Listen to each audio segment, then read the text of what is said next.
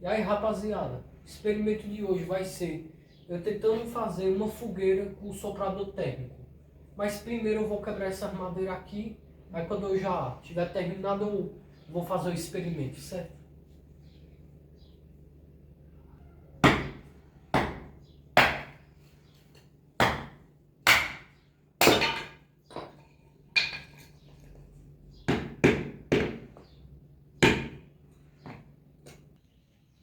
Pronto, galera. Agora eu fiz a fogueira aqui. Coloquei papel higiênico, coloquei fósforo e coloquei essa madeira para ver se pega fogo. E deixei o soprador térmico já posicionado para mim, né?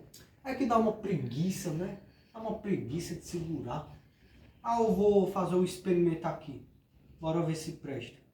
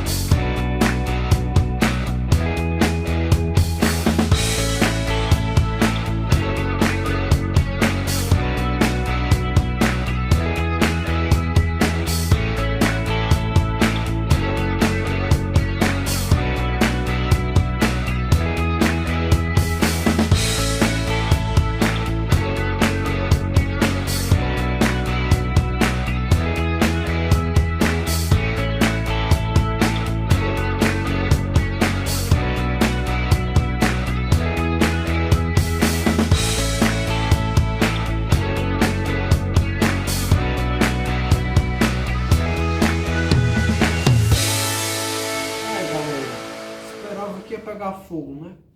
Deixa eu ver. Esquentou o papel, mas não pegou fogo. E foi isso o vídeo. Se gostaram, deixa o like.